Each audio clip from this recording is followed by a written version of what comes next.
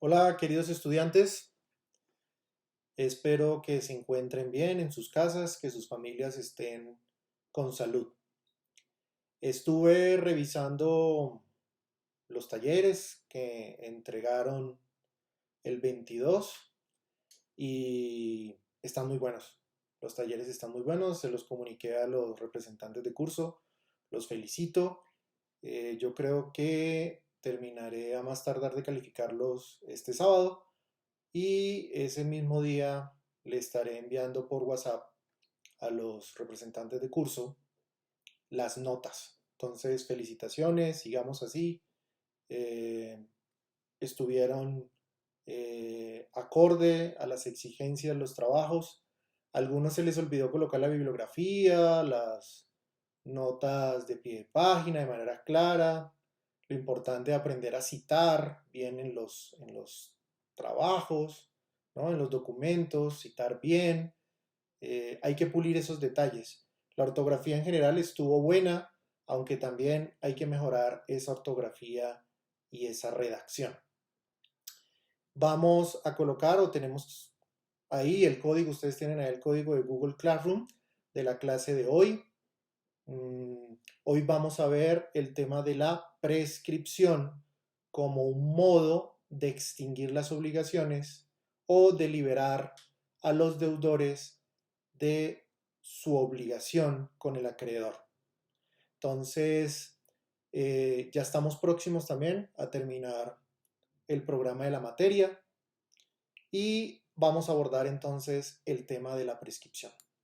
¿Dónde encontramos el tema de la prescripción? Pues lo encontramos en el texto de Inestrosa, en la página 813 y siguientes de Inestrosa, y lo encontramos entre los artículos 2512 al 2517 del Código Civil y del 2535 al 2545 del Código Civil.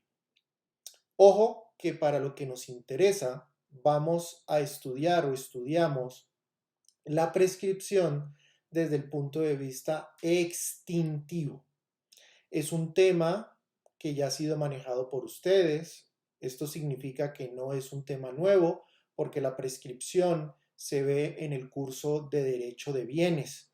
Entonces aquí nos vamos a concentrar de manera muy específica en examinar lo que nos interesa de la parte extintiva o de los efectos extintivos de la prescripción, porque además tengamos en cuenta que la prescripción tiene doble función.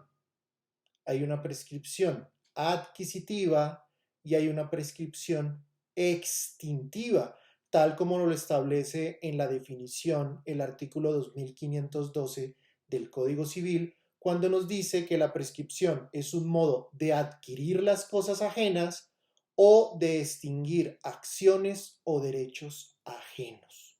¿Cierto? Entonces, ojo con eso, también importante ese punto. La prescripción, de cierta manera, es un invento del ser humano. ¿Por qué es un invento del ser humano? Porque requiere un elemento importantísimo que es el transcurso o el transcurrir del tiempo. No hay, digamos, obligaciones o derechos desde el punto de vista patrimonial perpetuos. ¿Esto por qué? Porque el comercio exige ese dinamismo. El comercio exige que las obligaciones, que los contratos se resuelvan en un corto plazo, no en un largo plazo. Entonces, ¿qué involucra? De que cuando se presenta la inacción por parte del acreedor o del titular del derecho, sumado al transcurrir del tiempo exigido por la ley, pues inevitablemente la obligación y específicamente la acción de la obligación civil, pues va a prescribir. Recuerden que este punto de la prescripción de la acción civil la vimos cuando estudiamos las obligaciones naturales y vamos a recordar en unos minutos por qué. Ahora, dentro de los artículos 2512 al 2517 nos habla sobre la prescripción en general. ¿Y qué nos dice el código sobre la prescripción en general? Lo primero nos da una definición. El artículo 2512 nos da una definición de prescripción y ya podemos entonces interpretar una noción o un concepto de prescripción en la cual se alude de que es una forma, ¿cierto? Es un modo de extinguir las acciones o derechos ajenos por haberse poseído las cosas y no haberse ejercido dichas acciones y derechos sobre un cierto lapso de tiempo, con exigencia también de los requisitos de ley que exige la ley, ¿cierto? Entonces, obviamente, ¿qué también nos establece el artículo 2512? Que si se prescribe una acción o un derecho cuando se extingue por la prescripción. Entonces, ¿qué podemos interpretarlo? De una manera muy clara, de que si se prescribe la acción civil o el derecho contenido en la obligación civil, entonces se extinguirá por efecto mismo de la prescripción. Ok, ¿qué nos habla el artículo 2513? El artículo 2513 del Código Civil nos dice que la prescripción tiene que ser alegada. Es decir, que el que quiera aprovecharse o beneficiarse de la prescripción debe alegarla ante el juez. Y el juez, por lo tanto, no podrá declararla de oficio. ¿Qué implica esto? Que el juez necesita que las partes se manifiesten o una de las partes manifiesten que la obligación está prescrita. En este caso, pues podemos deducir que será el demandado el que deberá alegar la prescripción en esencia, es decir, el deudor. Mucho ojo con esto, que es importante. Ahora, ¿qué nos dice el artículo 2514 para lo que nos interesa en nuestro estudio de la prescripción extintiva o liberatoria? Nos dice que la prescripción puede ser renunciada. ¿Se acuerda cuando estudiamos el tema de la remisión o la condonación de la deuda? La diferencia que vimos entre renuncia y remisión, pues estos conceptos que estudiamos previamente nos van a servir mucho porque el artículo 2514 nos dice que la prescripción puede ser renunciada de manera expresa o tácita, pero solamente se puede renunciar cuando ha ocurrido la prescripción, cuando se ha cumplido la prescripción. Antes de cumplirse la prescripción no se puede renunciar. ¿Qué implica esto que puede renunciarse a la prescripción de manera tácita o expresa? Pues cuando hablamos de manera expresa, pues es que se manifiesta, ¿cierto?, la voluntad de las partes o en específico del deudor o del acreedor de renunciar a ese derecho de la prescripción, ¿no? ¿Y qué ocurre cuando se presenta de manera tácita? Pues de manera tácita es cuando el poseedor, ¿okay?, que tiene la intención de adquirir el bien por prescripción, termina tomando en arrendamiento el inmueble. Entonces termina reconociendo que dueño ajeno de manera tácita y por lo tanto termina renunciando a la prescripción. O cuando se debe dinero, como nos trae también el Código Civil el ejemplo, y paga los intereses el deudor o pide plazos. Entonces ha transcurrido un tiempo, ya se ha presentado la prescripción, pero el deudor, estando prescrita la obligación, paga los intereses o pide un plazo adicional, pide una renovación de la obligación. Entonces, esto se entiende de manera tácita que hay una renuncia a la prescripción como tal. Ahora, se exige una capacidad para renunciar. Y eso es muy específico porque el artículo 2515 nos dice que no puede renunciar a la prescripción aquella persona que no puede enajenar. ¿Ok? Palabras más, palabras menos. Nos dice la ley que el único capaz para renunciar a la prescripción será aquel que cumple con esa noción de capacidad jurídica y adicionalmente aquel que tiene la disponibilidad o la titularidad de la propiedad o el dominio o la titularidad o la propiedad, ¿cierto? Del bien o de la obligación sobre la cual va a operar la prescripción. Entonces, se exige esa capacidad, ¿cierto? Si yo tengo la capacidad para enajenar,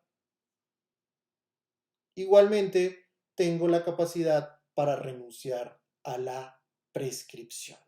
Ahora, ¿pero qué ocurre? Si el artículo 2515 nos habla de que no se puede renunciar a la prescripción, sino el que puede enajenar. El artículo 2516 nos establece que el fiador podrá oponer al acreedor la prescripción que fue renunciada por el deudor principal. ¿Ok? Entonces, mucho ojo también lo que nos establece el artículo 2516 del Código Civil.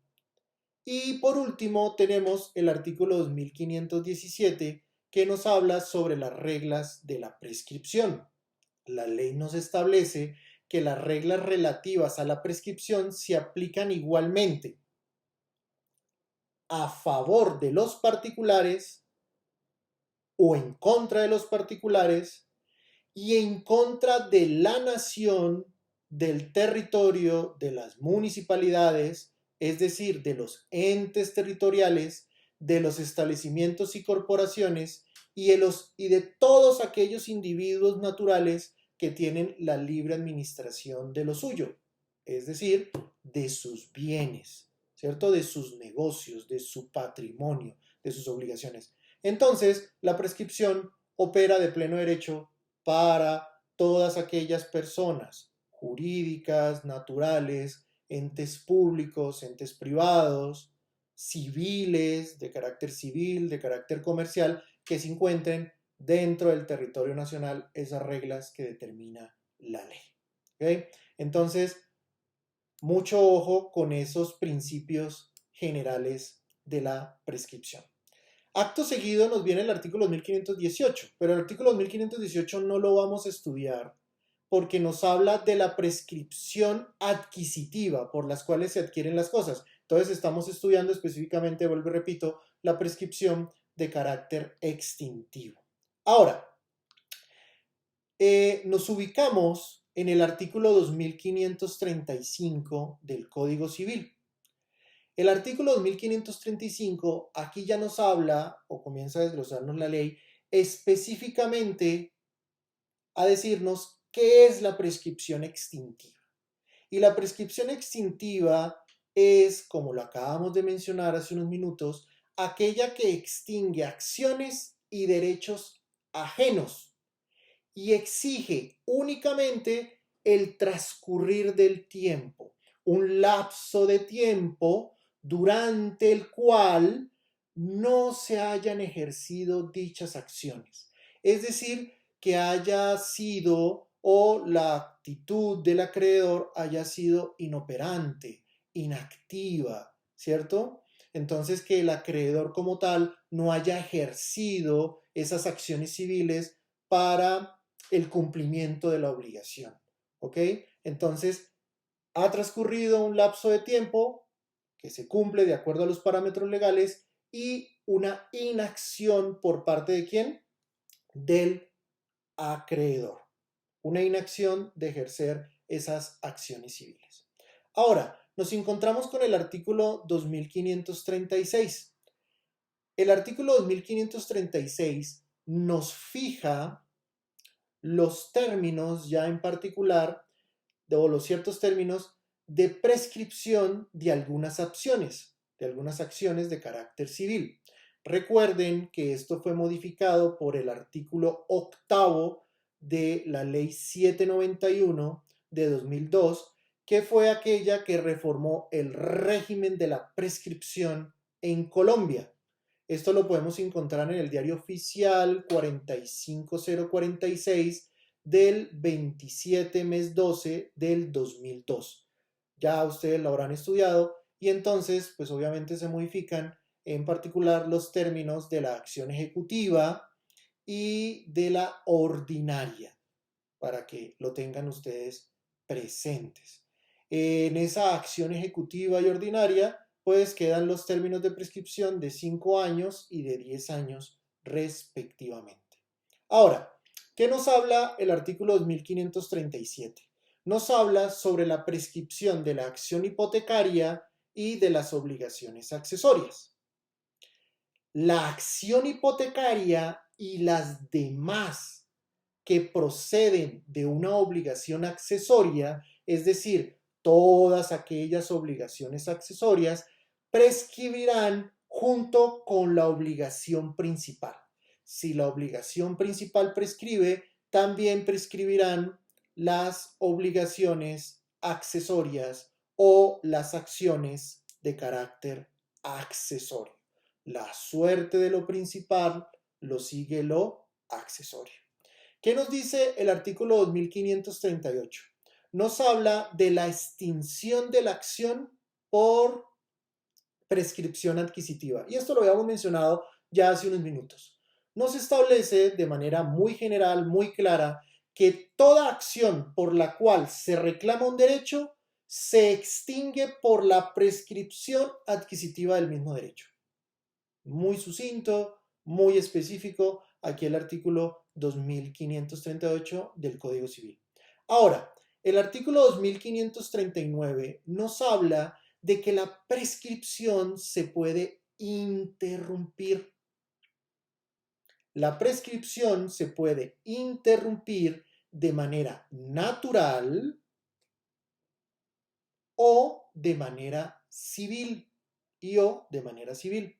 Entonces, como ya sabemos que la prescripción extingue las acciones ajenas, dicha prescripción puede interrumpirse.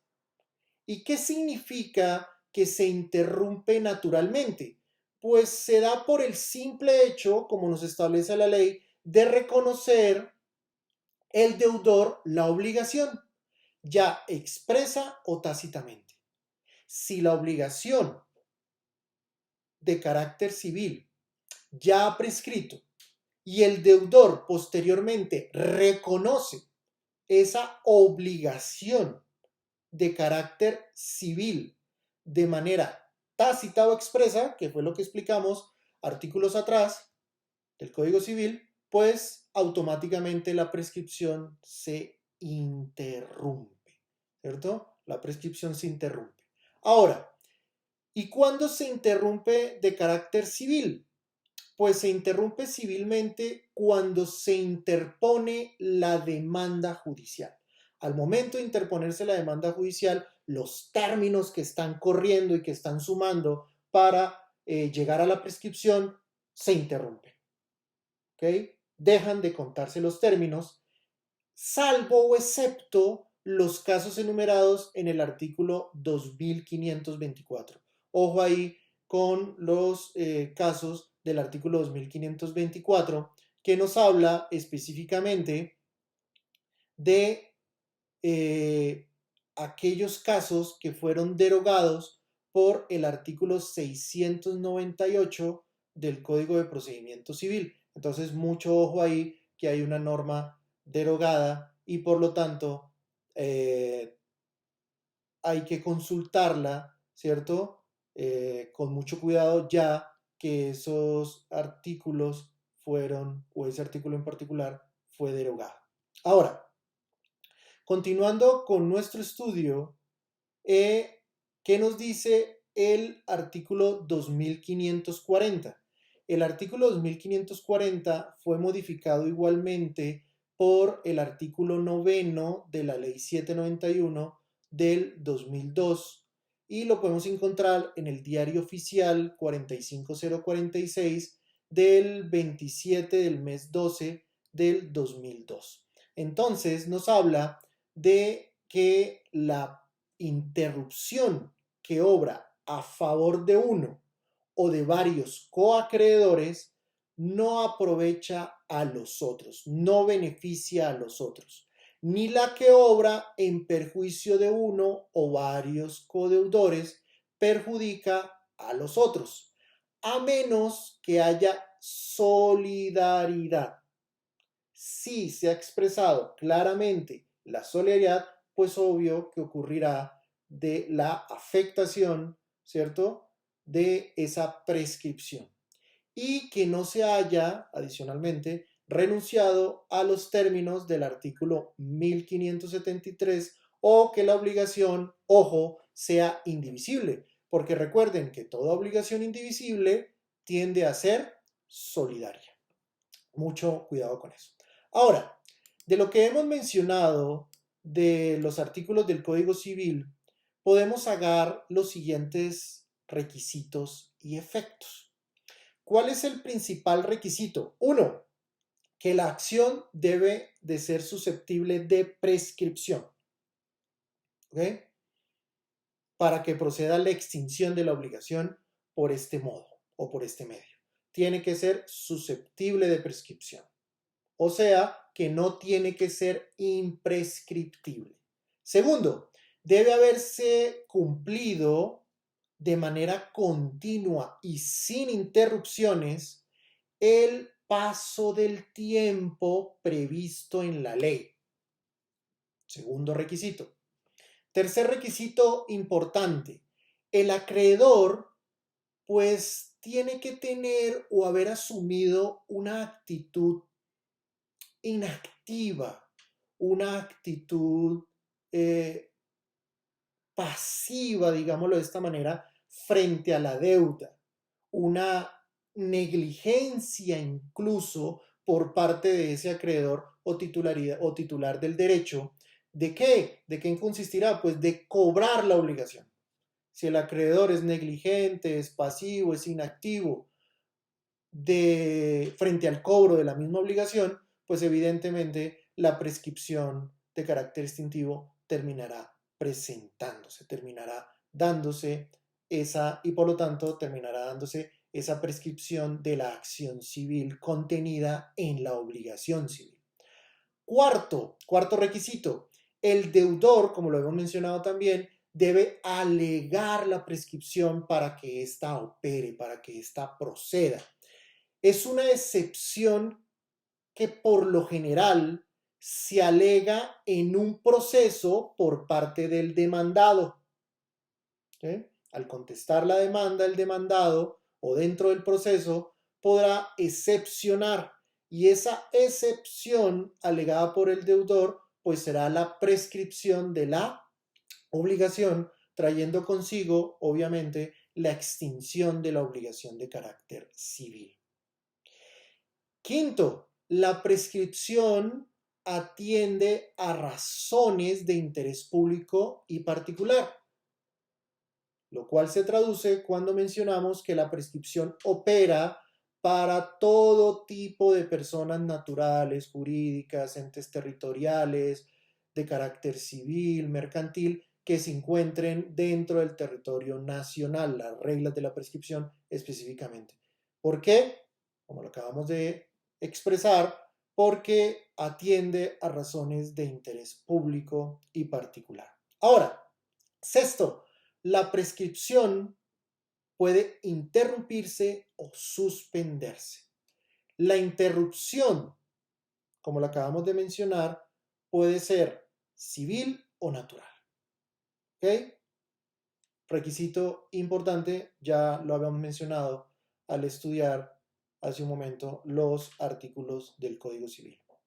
Y séptimo, la prescripción es renunciable, pero debe ser renunciable una vez se haya consumado la prescripción, una vez se haya presentado la prescripción, no antes, volvemos a repetir, bien sea de manera expresa o tácita, y por oposición no puede renunciarse de manera anticipada. Obvio, si la ley exige que yo deba renunciar a la prescripción siempre y cuando se haya cumplido la prescripción, yo no puedo renunciarla o no puedo renunciar a la prescripción si esto no se ha dado.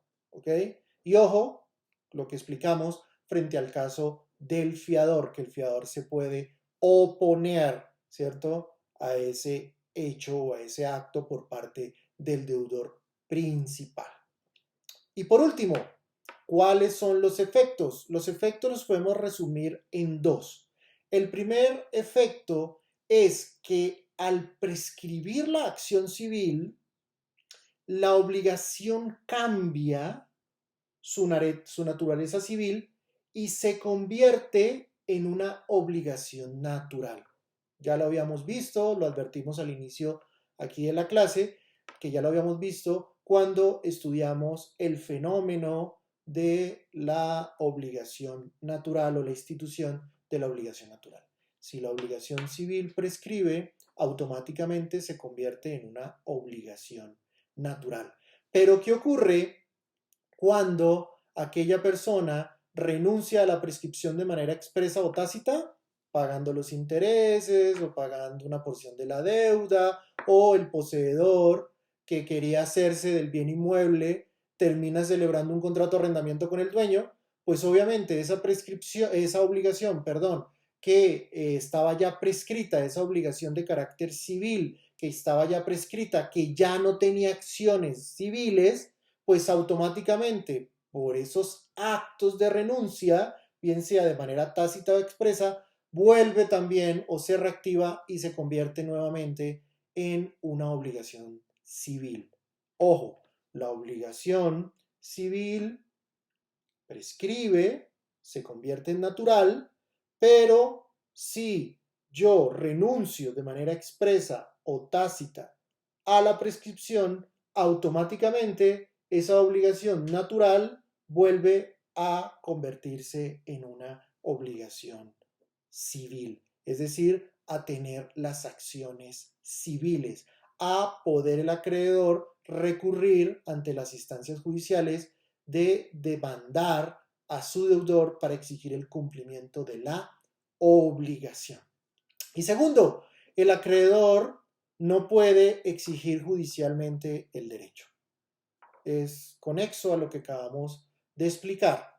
Si la obligación civil ha prescrito, pues ya carece de acciones, ya se convirtió en una obligación natural y por lo tanto el acreedor o el titular del derecho no podrá recurrir o ir ante las instancias judiciales para exigir el cumplimiento de la obligación. Sí podrá cobrar la obligación él directamente, llamando al deudor, oiga, págueme la obligación, pero si la obligación ya está prescrita, solamente puede llegar hasta ahí el acreedor de cobrarle la obligación por vía telefónica o por WhatsApp o por Messenger o por correo, ¿cierto? Al deudor, pero no podrá ir a exigir el cumplimiento de esa obligación, no podrá recurrir ante el juez, ante la instancia judicial para que el acreedor o coaccionar mejor por vía judicial al acreedor para que pague, ya no lo podrá hacer. Entonces, ojo que es un poquito recordando estas nociones o el estudio que hicimos, vuelvo repito, de la obligación civil y de la obligación natural, cuando estudiamos las obligaciones naturales y las obligaciones civiles clases atrás. Bueno chicos, espero que les haya quedado bien el tema. Recuerden que este es un tema que ya vieron ustedes en bienes. Vamos a estar ahí en Classroom respondiendo las preguntas. También vamos a dejar un taller. El taller lo vamos a colgar ahí en Classroom para que muy juiciosos también lo vayamos desarrollando. En la próxima sesión vamos a establecer cómo vamos a sacar esa nota final del curso y que estén bien. Chao, chao, juiciosos. Un abrazo y que sus familias también tengan mucha salud.